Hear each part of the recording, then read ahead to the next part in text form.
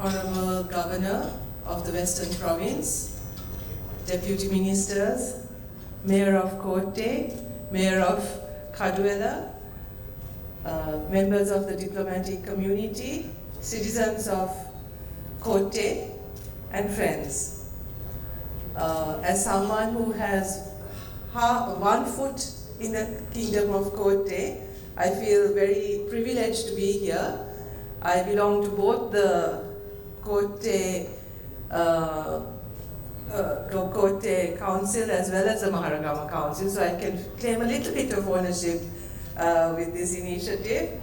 I'm really pleased to be here today and to be able to speak at the launch of the Kingdom of Kotte Tourism Trail, a really significant initiative for many reasons that marks the beginning of a new chapter for Sri Lanka. The project is more than just a tourism trail. It is a journey through history, nature, and heritage. It is an opportunity to reintroduce our capital city not only as the administrative heart of Sri Lanka, but also as a place of remarkable historical depth, cultural richness, and ecological value. And if you go into the history of Sri Jayawardhanapura Kotte, as was mentioned in the video, this was also a time of a great cultural renaissance. And I was really pleased to hear the mayor talk about the need to revive some of these, because I think Kotte is ideally positioned for this, and I really hope that this initiative will look at making Kotte a culturally rich city, a city where people can experience a good cultural life as well as all the other things that this city can offer. Also, as an urban wetland, this is, I think, uniquely positioned, and it's a position that I think we really need to protect, because I'm sure this is one of the very few capital cities with this amount of environmental diversity also that we can project, and one that we can promote. As you all know, Kotte has an extraordinary past. Established in the 14th century as a fortified capital, Kotte has witnessed waves of foreign influence, starting from Chinese to Portuguese, Dutch, and British rulers. It was once home to King Parakramavahu VI, the last great monarch to unite and rule Sri Lanka as a sovereign nation. It is here that the golden age of Sinhala literature and architecture flourished.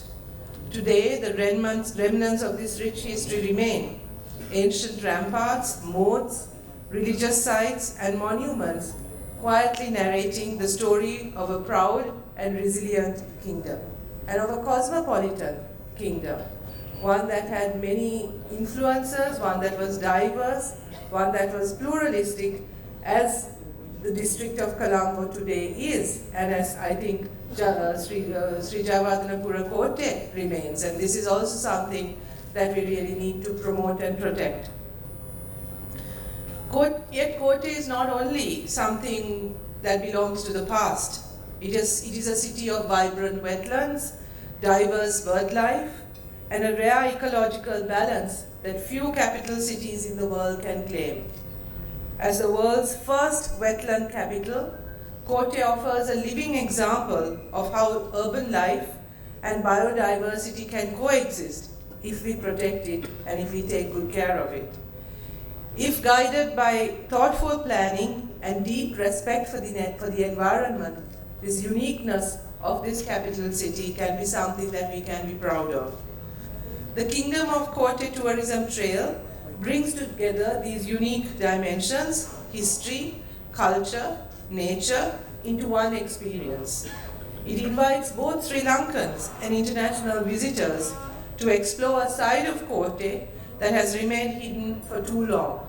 I really encourage you to look at domestic tourism here as well, because there's much of Kotte that most people do not know or understand that there's so much to do in Kotte, starting with the wetlands, but also the historical aspects which most people are unaware of.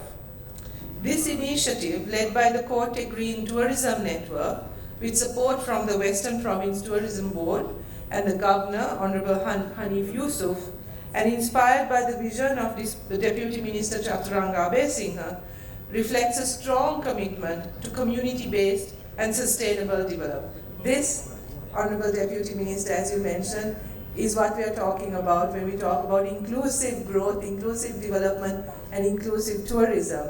That the community is deeply involved in these initiatives, and tourism doesn't just become some kind of extractive sector, but rather something that nourishes the citizens and the community in which it is located. It shows what is possible when local leadership, civic engagement, and national heritage come together with a shared purpose. On behalf of all Sri Lankans, I offer my appreciation to the organizers and partners of this project. Your work is helping reimagine our capital, not only as a place of governance, but as a living museum and an open classroom, where every street corner, wetland, and shrine has a story to tell. As we begin this new journey, let us ensure that tourism in Kotte is built not just for visitors, but for the communities who call this city home. Let us celebrate and protect the heritage that belongs to all of us, and pass it on with care to future generations.